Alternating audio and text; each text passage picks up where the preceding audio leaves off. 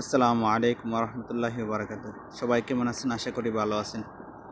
দীর্ঘ এক মাস রোজা রাখার পর আজকে হচ্ছে কাঙ্ক্ষিত ঈদের দিন। এই দিনের জন্য সবাই অপেক্ষা করে, সবার আনন্দের মুহূর্ত হচ্ছে ঈদের দিন। অবশ্য রমজান মাসটাও আনন্দের দিন, কিন্তু আমাদের প্রবাস জীবনে কি আর আনন্দ, আপনারা তো সবাই জানেনই।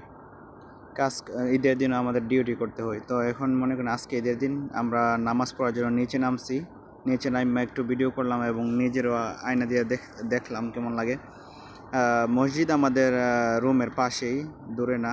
তো আমরা গোসল করে কাপড় চোপড় পরে চলে আসছি মসজিদে নামাজ পড়ার জন্য, ঈদের নামাজ। তো দেখতেছেন সবাই মসজিদে যাইতেছে নামাজ পড়ার জন্য।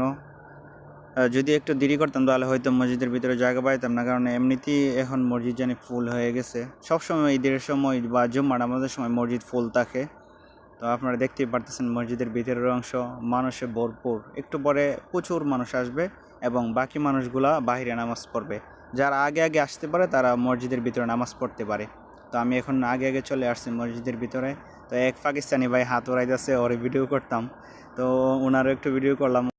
তো এখন আমরা নামাজের জন্য প্রস্তুতি নিব, কারণ নামাজ বাংলাদেশের মতো নামাজের আগে এত বয়ান করে না, নামাজের পরে হুজুরে খুতবা দেয় বা বয়ান করে।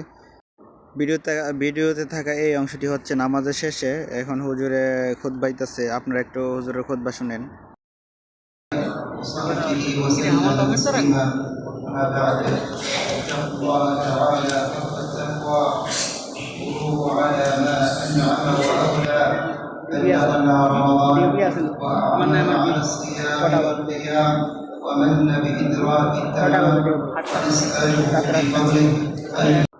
নামাজ শেষ করে হুজুরের খুতবা শুনে এখন আমরা একটু বের হয়েছি হাঁটাহাঁটি করার জন্য।